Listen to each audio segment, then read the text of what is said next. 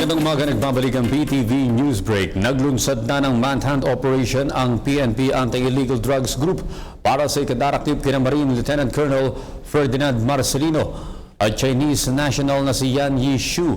Ayon kay PNP AIDG Deputy Director for Operations, Senior Superintendent Benjamin Acorda, ang manhunt operation ay isinagawa matapos maglabas ng warrant of arrest ang Manila Regional Trial Court Branch 49 sa kasong may kaugnayan sa illegal na droga.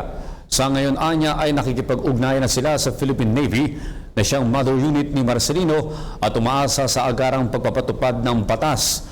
Hanggang ngayon ay wala pang natatanggap na surrender feeler ang PNP AIDG mula kay Marcelino o kahit anong pahayag ng pagnanais nitong sumuko.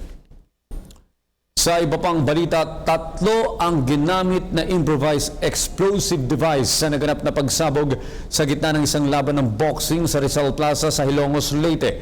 Ayon kay Leyte Governor Domenico Petilla, batay sa ibinigay sa kanyang inisyal na impormasyon ng mga otoridad, 2 sa mga IED ang sumabog gamit ang cellphone bilang triggering device. Samantalang ang isa ay hindi sumabog at na-defuse ng mga responding tauhan ng Explosive and Ordnance Division Team. Ayon pa kay Petilla, hindi umano bababa sa 30 kataong nasugatan at ang 2 dito ay nasa critical na kondisyon.